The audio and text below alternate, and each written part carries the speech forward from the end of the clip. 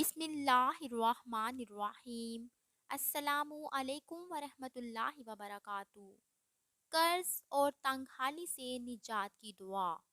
حضرت ابو سعید خدری رضی اللہ تعالیٰ عنہ سے روایت ہے کہ ایک دن رسول اللہ صلی اللہ علیہ وآلہ وسلم مسجد میں تشریف لائے تو ایک انصاری کو جن کا نام ابو امامہ تھا، آپ صلی اللہ علیہ وآلہ وسلم نے مسجد میں بیٹھے دیکھا تو آپ صلی اللہ علیہ وآلہ وسلم نے ان سے فرمایا، کیا بات ہے کہ تم اس وقت جب کہ کسی نماز کا بھی وقت نہیں ہے مسجد میں بیٹھے ہو؟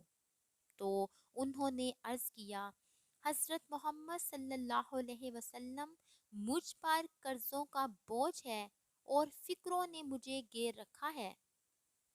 تو آپ صلی اللہ علیہ وآلہ وسلم نے فرمایا، میں تمہیں ایسا دعا یا کلمہ بتا دوں جس کے ذریعے سے دعا کرنے سے اللہ تعالیٰ تمہاری ساری فکروں سے نجات دے دے اور تمہارے قرضے بھی ادا کر دے۔ تو ابو امامہ رضی اللہ تعالیٰ عنہ نے بیان کیا، میں نے عرض کیا، حضرت محمد صلی اللہ علیہ وسلم ضرور بتا دیں۔ تو آپ صلی اللہ علیہ وآلہ وسلم نے ارشاد فرمایا کہ تم صبح شام اللہ تعالیٰ کے دربار میں عرض کیا کرو۔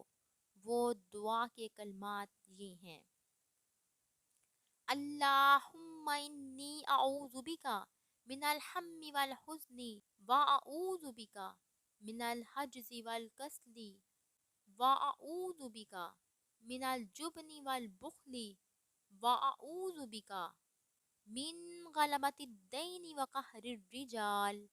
ترجمہ: اے اللہ، میں تیری پناہ چاہتا ہوں فکر اور غم سے، اور نکمے پن اور ٹھول پنے سے، اور سستی کاہلی سے، اور بزدلی کنجوسی سے، اور پناہ مانگتا ہوں قرض کے بار کے غالب آ جانے سے اور لوگوں کے دباؤ سے۔